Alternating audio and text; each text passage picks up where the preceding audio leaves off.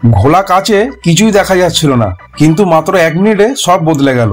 বন্ধুরা, আজ আমার অ্যাকোরিয়ামের কাছে এতটা ময়লা জমে গেছিল যে ভেতরটা দেখাই যাচ্ছিল না, বাইরে থেকে পুরো ঘোলা লাগছিল।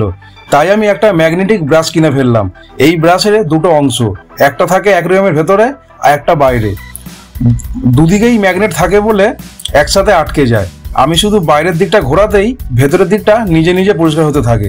কোনো ঝামেলা ছাড়াই পুরো গ্লাস ঝকঝকে করে ফেললাম। ফলাফল, আমার অ্যাকোরিয়ামটা এখন একেবারে নতুনের মতো দেখাচ্ছে। তুমি যদি অ্যাকোরিয়াম রাখো, এই ম্যাগনেটিক ব্রাশ একবার ট্রাই করতে পারো। কমেন্টে জানাও তুমি ম্যাগনেটিক ব্রাশ ট্রাই করো তো। আর আমার চ্যানেলে নতুন হলে চ্যানেলটা অবশ্যই সাবস্ক্রাইব করো আর লাইক করতে ভুলো না। তো বন্ধুরা, দেখা হচ্ছে পরের ভিডিওতে। ততক্ষণ সবাই ভালো থেকো আর সুস্থ থেকো।